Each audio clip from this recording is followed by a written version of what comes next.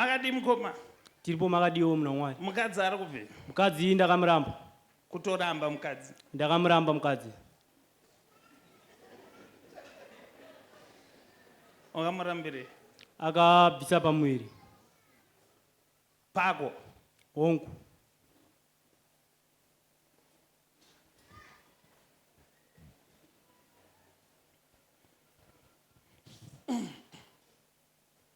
Wakazviziva sei? Ndakaona mapepa ekwa doctor akanzi abortion.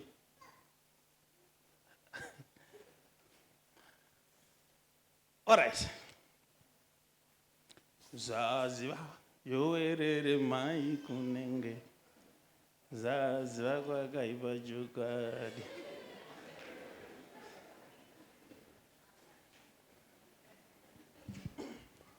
Mukoma. Handiti mimi mapepa makaona. Anga akanyorwa zvakawanda but paive nechirungu chakunzi spontaneous abortion. Chokwadi.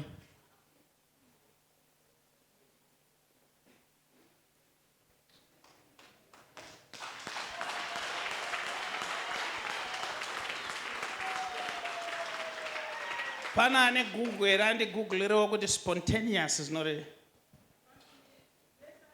Wapana nesi? Spontaneous zvinore tinzwe nesi. Spontaneous zvinoreva kubva kwenhumbu yega.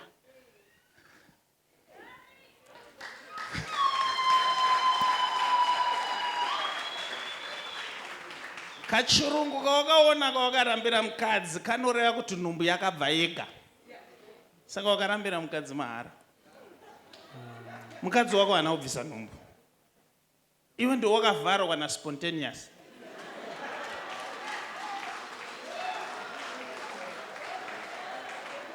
As it reminds me ndiri form 6. Ndiri pa exam.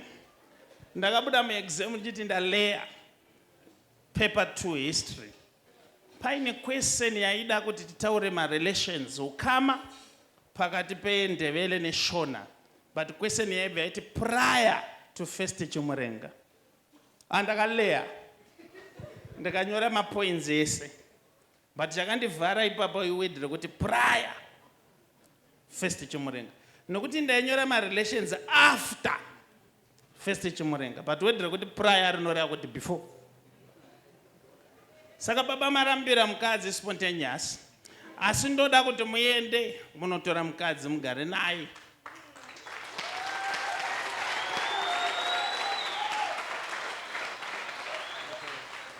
Munozvigona? Zvino anodzoka here munhu waMwari nemashoko andakanga ndakamuudza.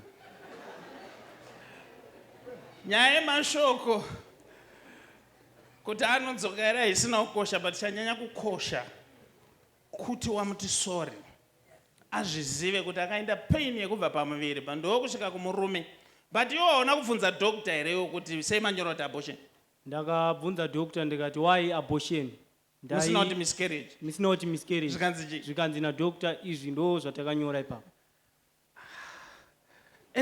Iwo waida wedhera kuti miscarriage kai vakanyora chirungu chikwavo.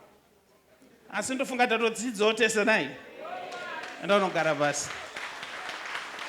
Enda nawo. Ipapa ndikuedza kufunga kuti waenda hako kune mamwe maprofita unonopiwa Professor Hope. Asi pachingoda kutaura spontaneous. Mwari ngaatibatsire.